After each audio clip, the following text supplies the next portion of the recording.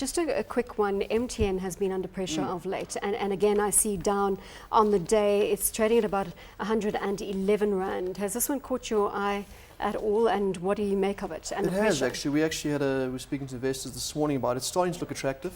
Anywhere around this 110 level does start to look attractive. But I think since the Barty deal with Zain, there's definitely going to be more competition in that space.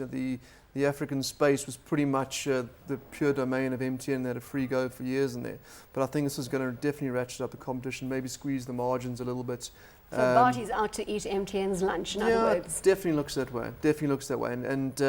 But nevertheless, it's still got not a bad yield on it. It's still, the barrier of entry for anyone else besides the Barty and Zain, who are already in that space, is going to be significant. But there's two sides to that story. The argument we were having with analysts is that does this mean that surely that telecom space must be in play? With this consolidation, with the Barty Airtel deal. But the flip side to that, as I said, is that it definitely looks like there's going to be increased competition in that space. But you're saying it's starting to look attractive at 110 rand. Yeah, it's starting to look attractive under 110, and Bronwyn, that stock's been nailed. It was 124 4 or 5 days ago, so it's starting to look a little bit overdone.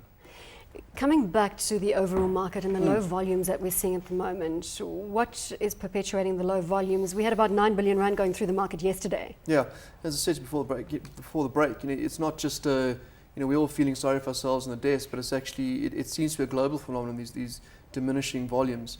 I think people are battling to find any sort of safe place to put their money. I don't think we're out the woods yet. The market was well received with what happened in Euroland recently the last few days, but I think there's still significant headwinds coming up, and I think the real money appears to be sitting on the side for the time being.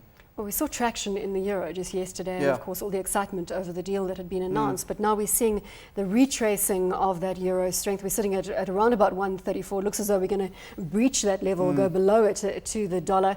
What's your view and the eurozone saga that is unfolding? Is this all done and dusted, or Nick, are we going to be talking about it 2 weeks from now? Yeah, we're going to be talking about it probably 4 weeks from now. This is, always put ourselves in, we're the dumb equity traders. The bond traders and the currency traders, tend to be a little bit ahead of the curve, certainly when it comes to this sort of environment. The bond markets are pricing in that things aren't that great at the moment. The spreads and the yields on the Greek, the short dated bonds has definitely been pushing higher. 134 on the euro, as you points out about to break on the euro. That's a little bit of risk aversion going back into the dollar. This was supposed to be happy days here. You'd think you'd see the euro back at 137.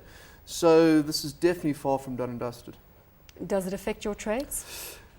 It certainly does, because it affects our markets, the resource markets. It definitely affects the commodities. It's going to put a little bit of lid on these commodities, and it just feels like there's a little bit of risk aversion stepping into the market the last few days.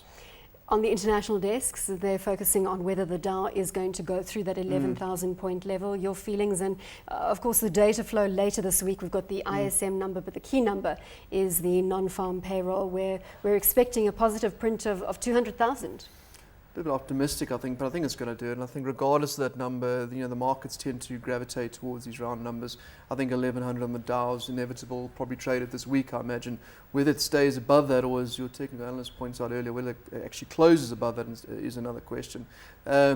It just feels like, and it makes us a little bit cautious, Bronwyn. When these markets are pushing up, the S&P I think is up about 6% so far this month, on 20-30% less daily volumes than normal.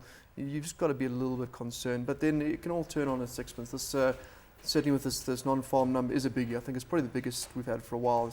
We need to see strong growth, especially in the American Eurozone. Having spoken to Mark Mobius recently from Templeton Asset Management, the executive chairman, he feels that it wouldn't be unreasonable to expect a 20% pullback on emerging markets at this stage, given the significant rise that we've seen. And I see that you may concur with that view. Mr. Mobius, I think, talks to his book a little bit. He tends to move markets in his own rhetoric, but I don't know. I think 20% might be a bit unreasonable. But there's no doubt about it. Things have run a little bit hard too quickly, and if we have some consolidation after the worst recession in 70 years, then it's not a bad thing. Your best trade on the market at the moment, because you need to take advantage if you are trading of the positive momentum, especially if we do see the Dow going through the 11,000, it's going to have a follow-through impact on the local market. Absolutely. I think the South African sort of ink space has been a little bit neglected. I think a few days ago you should have been into the construction stocks. There might be a little bit of legs left in the likes of Murray's and Avenge. I'd be a little bit cautious going long some of these commodities. I think the dollar is going to certainly strengthen, which is going to put a little bit of pressure on them. But I think that the broader market, and even some of our industrials, even though they've had such a some of our financials, even though they've had such a strong run, with this R157, the yield coming in the South African space as well, there might be a little bit of support in the banking sector. Come back to your thoughts on volatility and where you see volatility levels heading, and ultimately what you read into those volatility levels. Well, volatility is cheap, which typically means that buying any sort of downside protection or buying any sort of risk is cheap at the moment. And historically, volatility, certainly in the American on the VIX index, doesn't normally sit under 20 for long. We've gone all the way from 60% a year ago right down to 18% on the volatility index, and it's starting to look cheap. But it's also reflected, it is where it should be, with this volume dying down, with intraday moves often less than 1%, then it's probably exactly where it should be. But history told us that it doesn't always stay at these low levels for long. ArcelorMittal, some more news flow out on that front, and Kumba Iron Ore, just looking at where ArcelorMittal closed, 91 Rand 51, up 1 2/3%. And Kumba Iron Ore saying that their arrangement in terms of iron ore supply remains firmly intact. The details are very scant. We haven't got a time period, or what do you feel about what we've seen coming out today? The details are scant, but I mean, the markets I like to think are fairly efficient. And someone's betting the other way. I mean, ArcelorMittal looking quite strong and trading quite decently. I wouldn't be surprised if we have some sort of agreement in place. But what is interesting for me, I don't know if you saw this morning, Bron, that Vale renegotiating their short-term iron ore prices anywhere from, I think it was 90%. I think we were looking for 70 or 80%.